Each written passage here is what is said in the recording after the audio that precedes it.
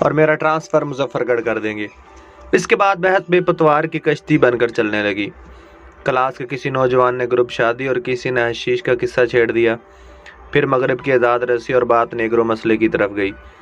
Sweden میں ابے سینا کے ریفیوجی مسائل، ریڈ انڈین اور ان کے جادوگروں کی باتیں، نوآبادیات اور جمہوریت کے بکھیڑے، جاپان اور اس کی انڈسٹریل کامیابی، روس کا پلٹتا ہوا کمیونسٹ نظام، جو بھی بات کسی کو معلوم تھی اس نے کی۔ لیکن سیمی شاہ کو کرسی پر کھڑے آفتاب کے عشق لا حاصل نے سر کر لیا کی ساختہ تھی۔ اس کی ساری عمر کانویننٹ اسکولوں اور کالجوں میں گزری تھی۔ اپنے خالی اوقات میں وہ انگریزی موسیقی سنتی، ٹائم اور نیوز ویک پڑھتی، ٹی وی پر امریکی سیریز دیکھتی۔ اس کی وارڈروب میں گنتی کے شلوار قمیض تھے۔ وہ shampoo, hair spray, tissue paper, cologne اور سینٹ سپرے کے بل بوتے پر سنگار کرتی تھی۔ اس نے کبھی لوٹے بالٹی سے غسل نہ کیا تھا۔ بیک برش اور شاور سے نہانے والی اس دختر گلبرگ کو نہ جانے کیا ہوا ایک کشمیری بچے سے، وہ بھی اندرون شہر کے رہنے والے سے، جب وہ عشق لا حاصل کا نعرہ لگا رہا تھا، مات کھا گئی۔ اس سے پہلے سیمی شاہ اور آفتاب کو نکھیوں سے ایک دوسرے کو دیکھتے رہتے تھے۔ ایڈمیشن فیس داخل کرواتے وقت برآمدے میں آتے جاتے، لیکن اس تیسرے پیریڈ میں ان دونوں کی نگاہوں میں پہلے استجاب ابھرا، پھر پہچان پیدا ہوئی اور ایک ہی سیشن میں سب کچھ اطراف میں بدل گیا۔ کلاس کے بعد وہ دونوں اٹھے اور ایک انجانی قوت کے تحت ساتھ ساتھ چلنے لگے۔ باہر پہنچ کر سیمی شاہ کچھ کہے بغیر آفتاب کی موٹر سائیکل پر بیٹھ گئی۔ آفتاب نے نہ سوال کیا کہ اسے کہاں جانا ہے۔ وہ دونوں کسی فلمی منظر کی طرح آہستہ آہستہ سڑک پر فیڈ آؤٹ کر گئے۔ تعارفی تقریب میں 3 افراد میں میرا نام بھی پڑ گیا۔ آفتاب جسم کے اعتبار سے بالکل یونانی تھا۔ اگر وہ کلاس میں موجود نہ ہوتا تو شاید میرا چراغ روشن سب سے روشن ہوتا۔ ایک خاص قسم کا بغض، حسد اور اللہ واسطے کا بیر میرے دل میں اس کے خلاف پیدا ہو گیا۔ دوسرا دھکا مجھے پروفیسر سہیل سے لگا۔ اس سے پہلے کورس کی کتابوں سے نوٹ بنا کر رکھے ہوئے تھے۔ ہر سال وہ انہی مختصر نامچوں کے بل بوتے پر پڑھاتے آ رہے تھے، اور پینشن ملنے تک ان کی تعلیمی استعداد بڑھنے کے امکانات صفر تھے۔ جو نظریات انہوں نے سروس کے شروع میں مرتب کر لیے تھے، ان کو بدلا یا ان میں ترمیم کرنا ناممکن تھا۔ اسکول میں ہم ماسٹر غلام رسول کی پرورش میں پڑے تھے۔ ان کی داڑھی زبان کی گن گرج اور میز کبھی تبدیل نہ ہوئی، جس پر وہ کلاس میں آتے ہی اپنی چھڑی رکھتے تھے۔ ان کی داڑھی ہمیشہ کالی سیاہ قذاب سے چمکتی نظر آتی۔ جس طرح تھانے دار ملزم کو لمبا ڈال کر ماں بہن کی گالیاں دیتے ہیں، ایسے ہی وہ ہمیں بینچ پر کھڑا کر کے ہماری عزت افزائی کرتے تھے۔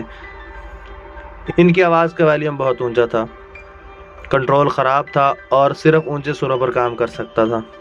گرمیاں سردیاں ان کا وہی بلدار سیاہ چھڑی میز پر نظر آتی۔ چھڑی تک ہماری رسائی نہ تھی، اس لیے ہم میز سے بدلے لیا کرتے تھے۔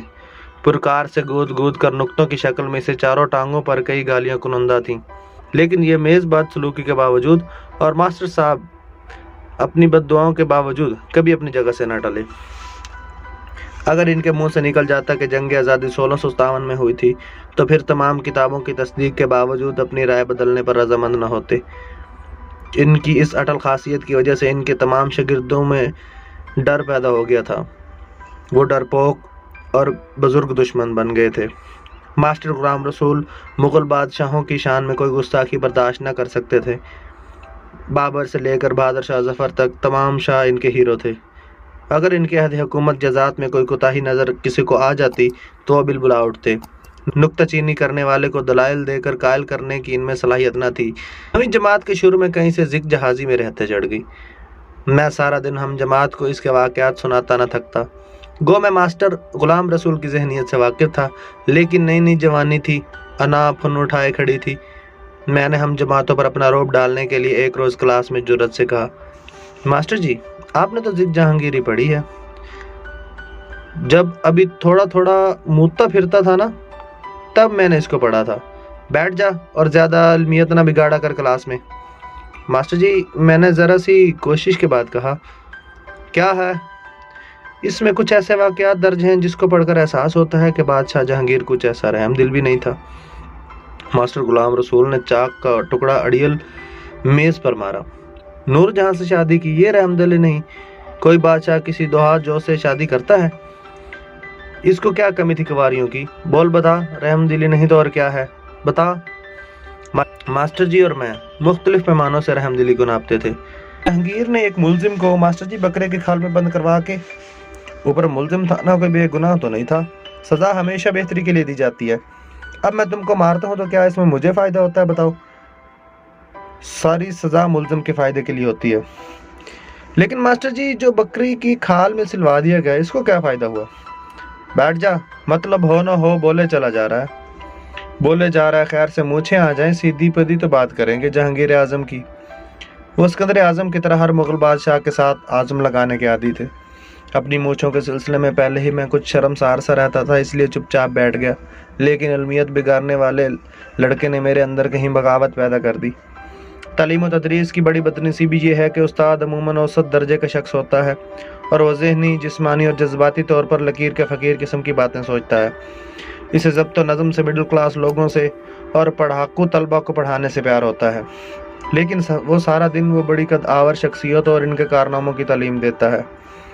ऐसे लोग जिन्होंने कभी माशरे के साथ मुताबिकत न की, आम तरीन होते हुए वो ऐसे लोगों की तालीम आम करता है जिनकी सतह पर वो सोच भी नहीं सकता।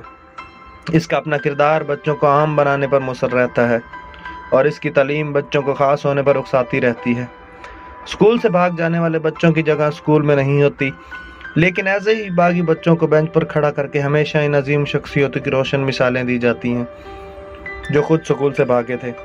हर गुलाम रसूल बच्चों को जिन्हें जीनियस की किताबें पढ़ाकर आम बनाने की कोशिश करता रहता है और यही तालीम का सबसे बड़ा अलमिया है। ख़ास लोगों की तालीम और आम लोगों की दादागिरी। मेरे दिल के बेंच पर भी मास्टर गुलाम रसूल कई कद आवर शख्सियतें खड़ी थी। इस दरख्त जैसी हो गई जिसे ज़िबाइश के लिए जापान में पाला जाता है, जो जमा साल पुराना होता है लेकिन जिसका कद एक हद से आगे नहीं बढ़ सकता। मैं इसीलिए इस कदर मोहतात था कि कभी कभी बेअमल हो जाता। तज्जिए की हद तक तो ठीक है, लेकिन अमली ज़िंदगी में भी सीधे रस्तों के बजाय मैं पगडंडियों पर आवारा कुत्तों की तरह सरदा रहता था। मुझे किसी ऐसे गिर्द की तलाश थी जो मुझे खींच तान कर अपने इल्म जितना बड़ा कर दे। लेकिन स्कूल के बाद एक और मास्टर गुलाम रसूल मिल गए। इनसे मेरी मुलाकात बीए के पहले साल में हुई। प्रोफेसर तनवीर हमेशा फॉरेन सिगरेट पीते। इनके 3 पीस सूट बेदाग होते, चेहरे पर मोटे शीशों की ऐनक होती। क्लासों के अलावा हमारा ट्यूटोरियल भी लेते थे। उन्होंने भी इन अनगिनत किताबें पढ़ी थी। इनका मुतालिया मुझे मरगूब करता था। क्योंकि मेरी अव्वलीन तालीम देहाती थी, इसलिए मैं फ्यूडल निज़ाम पसंद करता था। वो पक्के सोशलिस्ट थे। थोड़ी की हद तक वो माशरे में हर मुसीबत को दौलत की गलत बांट से मंसूब करते। बीए के पहले साल में वो एक और किस्म के मास्टर गुलाम रसूल हैं। वो दिल से सोशलिस्ट थे, लेकिन किताबी तौर पर इनका रहना सहना, मिलना जुलना, ज़िंदगी बसर करने की छोटी छोटी जज्जियात किसी फ्यूडल लॉर्ड की सी थी। मुश्किल ये थी वो ना अपने सोशलिस्ट नज़रिए पर तनकीद बर्दाश्त करते थे और ना अपनी तर्ज ज़िंदगी पर। अगर कोई तजाद इन शागिर्दों की नज़र में पड़ जाता और इस पर राय भी दे देते तो मास्टर तनवीर सख्ती के साथ इनकी आज़ादी राय की सरकूबी करते, जिसका वो प्रचार करते थे। बीए फाइनल के इम्तिहानों से कुछ दिन पहले की बात है। वो मैं क्लास में सिगरेट पीने की इजाज़त देकर अपने रोशन ख्याल होने का सबूत दे रहे थे। मैं खड़ा होकर बोला, सर एक बात है, सिगरेट मत बुझाओ, हम दोस्त हैं, पूछो और बैठे रहो। सर आप हर रोज़ हमें बताते हैं कि रुपया थर्ड वर्ल्ड जिल्लत की जड़ है, फिर आप अपनी कार बेचकर मामूली मोटरसाइकिल क्यों नहीं खरीद लेते? अभी मैं पुख्ता नहीं था और नहीं जानता था कि आम तौर पर कॉल और फेल के तजाद से बड़ी कदावर शख्सियतों का खमीर बना होता है। प्रोफेसर तनवीर का चेहरा लाल हो गया। उन्होंने अपने गुस्से पर काबू पाते हुए कहा, यह बिल्कुल पर्सनल सवाल है, बैठ जाओ और याद रखो तुम कस्बाती लोगों के मैनर्स बहुत कमज़ोर होते हैं। बेवकूफ़ गधे, अगर मैं कार बेच दूंगा तो कॉलेज कैसे आऊँगा? मेरी अना को सख्त धचका लगा। इसलिए बहस को छोड़ना अब मेरे लिए भी आसान न था। मैंने प्रोफेसर तनवीर को जिज करने के लिए कहा, साइकिल पर सर, साइकिल पर। इंसान को अवाम में रहना चाहिए। ये स्पेस एज है गधे आदमी, हर काम में वक्त बचाना पड़ता है और मुझे साइकिल सवार बना रहे हो। लेकिन सर चीन भी तो स्पेस एज में है, वहाँ के लोग एक दानिश्वर इंटेलेक्चुअल साइकिल पर आते थे और तुम्हारे बिजनेस मैन कारखानेदार 2 कौड़ी के दौलतिये कारों पर घूमे। मर मर कर तो जगह मिली है माशरे में, बरसों की जद्दोजहद के बाद ग्रेड बढ़े हैं, हम भी इज्जतवार ज़िंदगी बसर करने के काबिल हुए हैं। लेकिन सर आपके नज़रियात के मुताबिक तो सोसाइटी में कोई तबका नहीं होना चाहिए जिससे इज्जत बेइज्जती का सवाल पैदा हो।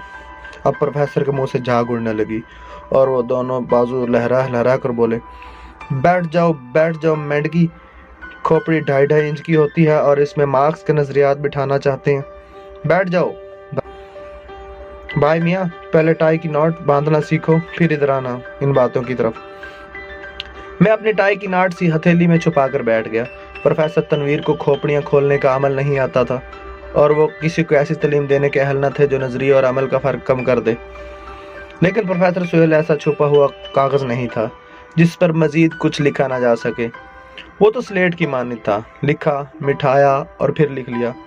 किताबों से इसका शगफ देखकर मुझे बहुत हैरत हुई। मुझे भी अरसा से किताबों की रफाकत नसीब थी, लेकिन किताबों ने मेरी जिंदगी की हल्की तरफ को पोशीदा कर दिया था और किताबों से मोहब्बत करने वाले अमूमन जिंदगी की इस अहम सिमत को भूल जाते हैं। वो इस कदर संजीदा हो जाते हैं कि मिजाह मुकम्मल तौर पर इनकी ज़िंदगी से निकल जाता है और वो लंबा जुब्बा पहनकर सारा वक्त पड़े हुए नज़रियात की लाठी से दूसरों की पिटाई में मसरूफ़ रहते हैं। प्रोफेसर सुहेल मुख्तलिफ और अजीब था। शख्सियत पर किसी न किसी गुलाम रसूल ने अपनी मोहर लगा रखी थी। इसलिए बच्चे की तरह सादा, किसी गवार की तरह मुतखय्यर और किसी मस्खरे जैसे हसूड़ पर प्रोफेसर सुहेल को देखकर मैं हक्का बक्का रह गया। तारफी क्लास में मुझ पर अपनी इल्म दोस्ती से गिला पैदा हो गया। महात्मा बुद्ध की दामा पादा से लेकर मौजूदा दौर के ताज़ा तरीन इल्म पैरासाइकोलॉजी तक मुझे जो कुछ पेश आया था, इससे उकताहट पैदा हो गई। काश मैं भी सादा स्लेट होता, पिछला लिखा हुआ मिटा सकता और प्रोफेसर सुहेल की दी हुई असाइनमेंट को इसी ताजगी से लिख सकता जिसकी वो हमसे तवक्को कर रहे थे। हालांकि अभी मैंने मजमून नहीं लिखा था, लेकिन अभी से इन्हें मायूस करने का दुख मुझे था। आफ्ताब के हुस्न और प्रोफेसर सुहेल के इल्म के आगे घुटने टेकने के बाद मैंने तीसरा सजदा सैमी शाह को किया। गालबन इसमें इस कल्चर की जीत थी जो देहाती लोगों को मुयस्सर नहीं आता। मैंने इससे पहले इतनी मुकम्मल शहरी लड़की नहीं देखी थी। इसे देखकर मैं इश्तहारों की दुनिया में पहुंच गया और मुझे हवाई सफ़रों पर बादलों से ऊपर ले गई। इसका लब लहजा, लिबास, उठना बैठना, जिस्म से उठने वाली खुशबू, सब इस बात की गवाह थी कि वो मुझसे ज़्यादा महज़ब है। अब मेरी अना का यही मसला था कि मैं इन लड़कियों को पुछाड़ूं और इसे अपने देहाती बैकग्राउंड में घसीट कर ले जाऊं, जहां वो मेरी वजह से पिछाड़ कर गिरे और मुकम्मल तौर पर देहाती हो जाए। फिर इसके सुबह और शाम माँ की तरह लस्सी पीने, दूध दूधने, चरखा काटने और बड़ी बड़ी हांडियों में साग पकाते हुए सर्फ हों। शायद हर मर्द के अंदर ये आरज़ू होती है कि वो औरत की इश्क पटड़ी से उतारे और अपने रास्ते पर लेकर चले। अब ये और बात है कि आफ्ताब मुझसे पहले ही सैमी शाह को मोटरसाइकिल पर बिठा कर रुखसत हो गया था और अंदरूनी शहर के कल्चर पर उर्दू में पहला लेक्चर दे रहा था।